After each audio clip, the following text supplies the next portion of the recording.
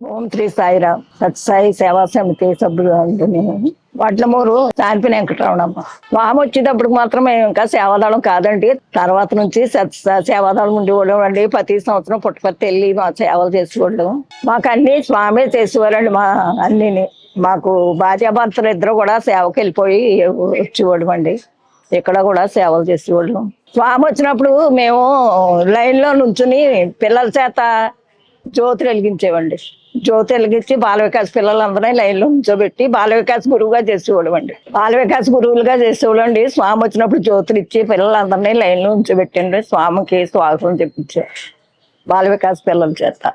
ఇంకా అప్పటి నుంచి సేవలో పాల్గొనేవాళ్ళం. ఏ సేవ ఉంటే ఆ సేవ చేసుకునేవాళ్ళం. స్వామి మందిరానికి అందరూ పెద్దోళ్ళతో కలిసి మేము పిల్లలు ఉండేప్పటికి పిల్లలైనా వాళ్ళతో కలిసి మేము సేవ చేసేవాడు అండి. అదే అన్ని స్వామి మాకు మంచి కార్యక్రమాలు చేశారండి. మేము స్వామి సేవకి పుట్టపర్తి వెళ్ళి 2 నెలలు నెల స్వామి సేవ చేసుకునేవాళ్ళం, వచ్చేవాళ్ళం. మా అబ్బాయికి అయితే స్వామి వల్లే జాబ్ వచ్చిందండి. స్వామి కాలేజీలో 2 సంవత్సరాలు చదివాడండి అబ్బాయి. స్వామి ఇంటర్వ్యూకి వెళ్తే ఢిల్లీ ఇంటర్వ్యూకి వెళ్తే స్వామి నీకు జాబ్ వస్తుందని చెప్పి అంటే స్వామి జాబ్ ఇచ్చారండి. చిన్నమ్మాయికి ఏమో లేవరండి. లేవరు వస్తే స్వామి మా నాన్నగారు అయితే వెళ్ళొద్దు అన్నారు. మా నాన్నగారికి ఇష్టమేనండి స్వామి అంటే. కానీ పాపకు బాగోలేదని వెళ్ళొద్దంటే వెళ్తుంటే మందులు అయితే అక్కడికి వెళ్ళగా మందులు వేయలేదండి. వేయకపోతే అక్కడ స్వామి ఈ బుద్ధి ఇచ్చారండి సృష్టించి. చిన్నమ్మ 1 ఏడాది పాప అండి. ఎవరు ఇంటికి వచ్చేలోకి లేదని తగ్గిపోయింది.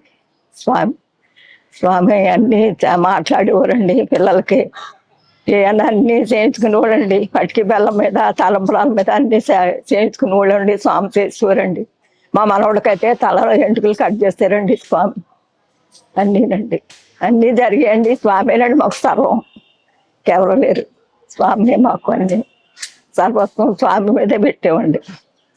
మేము వరల్డ్ కాన్ఫరెన్స్కి రాజమండ్రి వెళ్ళామండి. రాజమండ్రిలో ఉండగా మా తమ్ముడు చెరుబడి దోలికెళ్తుంటే గోదావరిలో ఓడిపోతే ఎవరో ట్రైన్ ఇంజిన్ వచ్చి చాకిచ్చాడంటండి.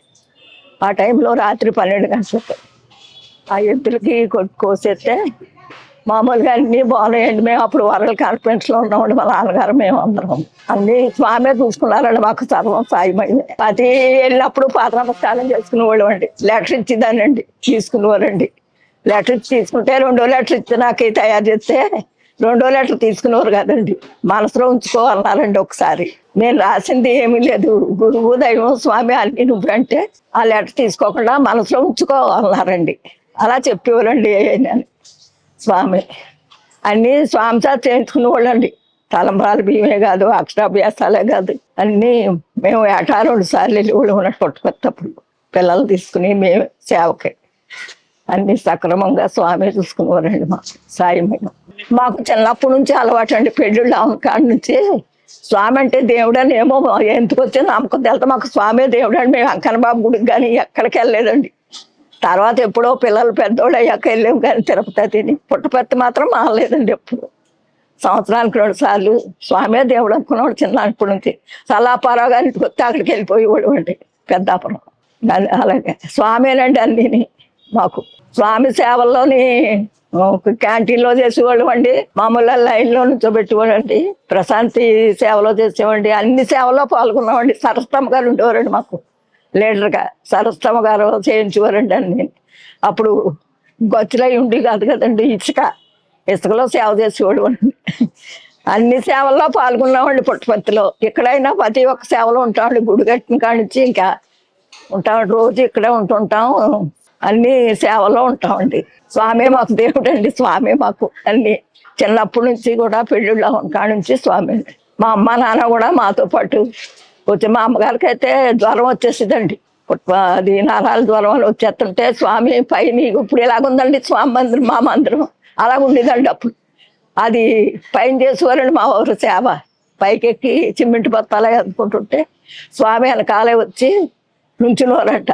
నుంచుంటే స్వామి మా అత్తగారికి జ్వరం స్వామి అంటే చూస్తా బంగారం చూస్తా అనేవారంట. అంతే అనే కానండి మా అమ్మకి తెలుసండి. స్వామికి తెలందేం లేదు కదా. చీర ఇచ్చారండి. పైనుంచి పడేసేవారండి. అప్పుడు చీరలో ఓ చీర ఒళ్ళో గెరేసారండి స్వామి. అది మా అమ్మకి పుట్టింటోళ్ళు లేరని అది అలా ఉండొచ్చానండి. నేను పని చేస్తుందని స్వామి చేసేవారు కదండి. ఈ బుద్ధి ఇచ్చేవారు కదండి ఎప్పుడు మా అమ్మకి. మా చిన్నమ్మకి అయితే స్వామి స్వయంగా ఇచ్చారండి. అట్టా అర్చుకోనివ్వరండి. స్వామి పాపకు పేరనిదానండి, అట్టా అర్చుకోనివ్వరు. వెయిట్ అనివ్వరండి. అప్పుడు మాకేం తెలిసింది కాదు వెయిట్ అంటే. ఎందుకో అలాగ అంటున్నారు అనుకునేవాడు అంతే. అక్కడే స్వామి మందిరం చుట్టూ వినాయకుడు చూడండి పాతప్పుడు. అక్కడ పేరు పెట్టేసి తీసుకొచ్చాడు మా చిన్నమ్మాయికి సాయి జ్యోతి. అప్పుడైతే మామూలుగా సేవాదళం కింద ఇక్కడ గుడి సేవలే చేసుకునే వాళ్ళు ఉండి అప్పుడు పాతప్పుడు గుళ్ళకి ఈ గుడికి పెయింటింగ్ వేస్తాం, అదే సున్నాలు వేస్తాం, ఈ గుడికి సున్నాలు వేస్తాం. పెద్దోళ్ళతో పాటు మాకు కలిసి మేము అందరం సేవ చేసేవాళ్ళం అండి. ఇప్పుడు అంటే ఇంకా అన్ని సేవలు వచ్చినాయి కానీ ఇప్పుడేమో వంట సేవలు ఉంటామండి. తర్వాత అయితే బాల వికాస్ గురువుగా చేసేయండి కొన్నాళ్ళు ఇక్కడే పిల్లలందరికీ. మా తర్వాత ఇప్పుడున్న పిల్లలు బాల వికాస్ గురువు అండి నా తర్వాత. అన్నీ ఇక్కడేనండి అన్నీ. స్వామి అయితే మా కాలం వరకు మాకు ఇదే ఇల్లండి ఇక్కడే. ఆ కాలం సగం వరకు వచ్చారండి మా ఇంటికి దగ్గరలోకే. మొత్తం ఇంట్లోకి ఎవరో పాదం మీద పడిపోయారు అన్నారు, కానీ స్వామి సంకల్పం అండి. ఎవరో పాదం మీద పడి కాదు, స్వామి వెనక్కి వచ్చారు. అక్కడే అండి మా అత్తయ్య గారి కోళ్ళకి పేరు పెట్టారు ఆ కాలంటి స్తంభం కాడ. అన్నీ సక్రమంగా జరిగాయండి, స్వామి సంకల్పం అండి. జై సాయిరాం.